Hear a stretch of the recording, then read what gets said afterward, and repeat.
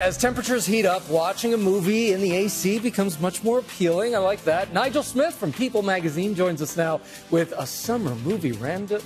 Good morning, Nigel. Good morning. Good Welcome. morning. Thank you for having me. Absolutely. Okay, Inside Out 2. That was a smash hit. So what else is out there for, the whole family? Yeah, so Inside Out 2 basically saved the summer box office, proving that families will go out in droves to see movies in the summer.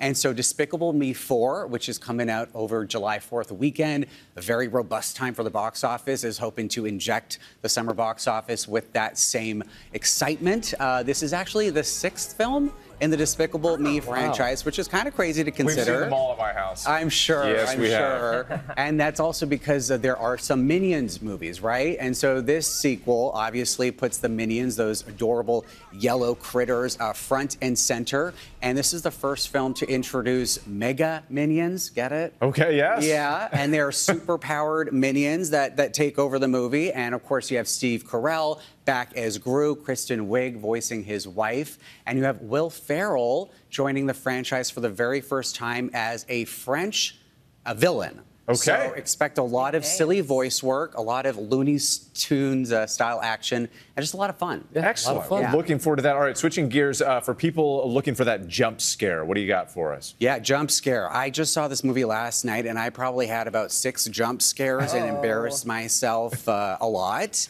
This movie is called A Quiet Place Day One. So as the title indicates, this is a prequel to the beloved horror franchise that is A Quiet Place. So those two previous films are directed by John Krasinski and starred him and his wife, Emily Blunt.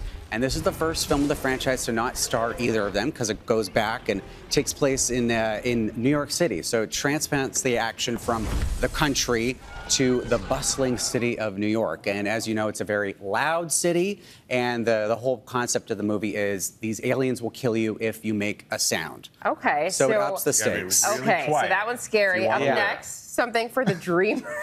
Yes, That's the rule. very quiet.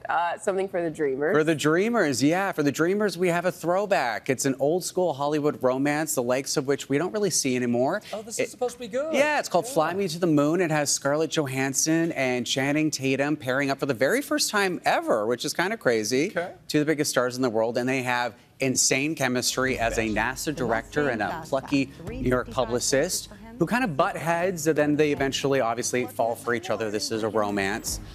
In the 60s, as NASA tries to send men to the moon.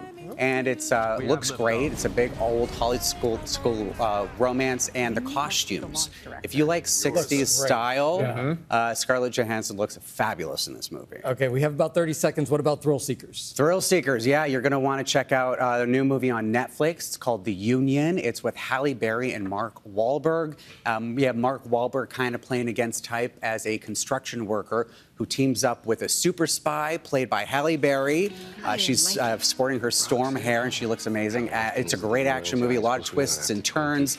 She's his old Hollywood sweetheart who comes back into his life and takes him on his very first mission. A lot of fun. A lot of fun. All these movies look like a lot of fun. Yeah. Thank you, Nigel. So appreciate having you here. And the new issue of People is available on newsstands nationwide.